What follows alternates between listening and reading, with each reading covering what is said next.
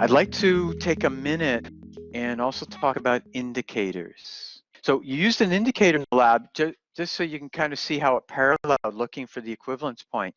But this sort of analysis of a graph also allows us to figure out what indicators might be appropriate. So you've got this diagram on page 174. Unfortunately, your diagram's not colored. We've got a list of these different indicators. They've got some fancy names.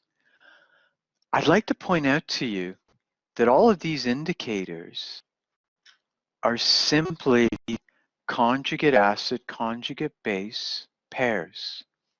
Let's look at this guy down here, which is methyl red. If I remember right, methyl red is not actually listed up here, but I happen to have methyl red structure, and so I use that as an example. Look at the conjugate acid. Here there's a carboxylic acid functional group. There's the proton that gets. Here's the conjugate base. This guy has a red color. The conjugate base has a different color.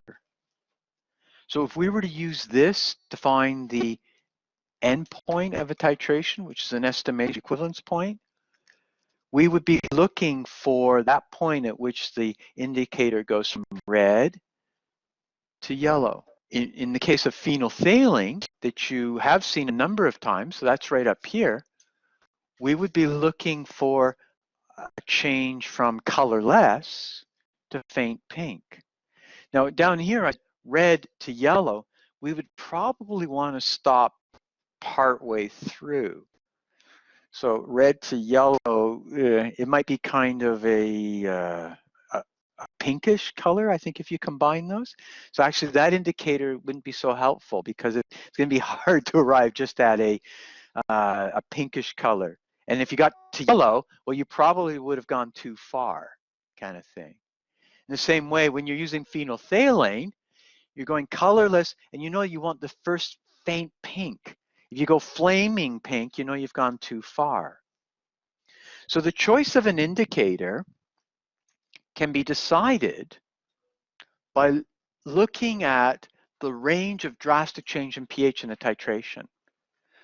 So you can see that I've shown here on page 175.9, I've compared the graph portion of the drastic change in pH, and I've superimposed the various indicators.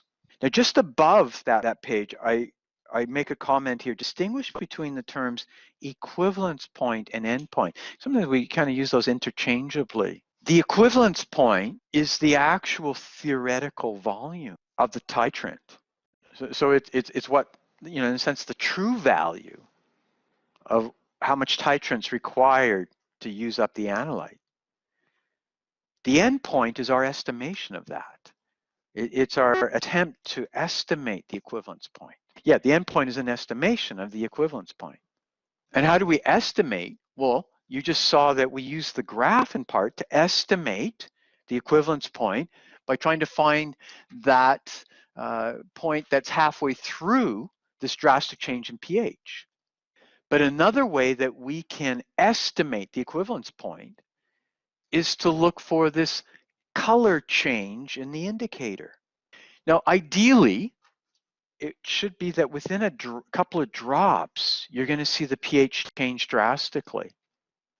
Now, when you guys did the titration with the strong acid, strong base, you may have found that it required several drops, but in part it's because when the pH meter is trying to measure the pH and you don't have a buffer system in here and it's just water, the pH can fluctuate quite a lot. So it's hard to get good data. But in principle, the idea is that within a drop or two, we should see the pH change quite drastically.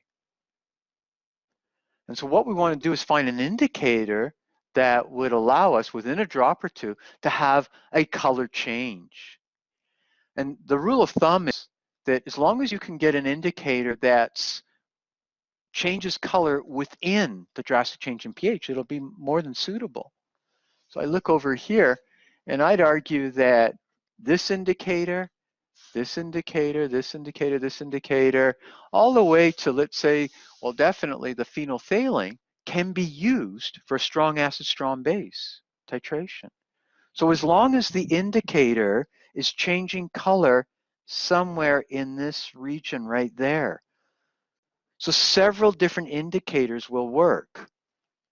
I know you don't have the graph superimposed right next to you, but hopefully you get the idea that any of these indicators would work. And you could certainly label that on your page 174. Any of those indicators would work for strong acid plus strong base. By contrast, when we do a weak acid strong base, we have to be more selective, because you can see that that region of drastic change in pH is quite a bit smaller. In this case, it's only 6 to 10. So the indicators that would work in this case would be just these amount. Right? So this would be for a weak acid plus strong base, because their region of color change has to match the region of drastic change in pH. An indicator that definitely would not work, for instance, would be something like this methyl orange. Look, it changes color from 3 to 5. We'd still be in the middle of the titration, right, if we had chosen that guy. Okay. All right, so hopefully that gives you some guidance in thinking about completing the lab.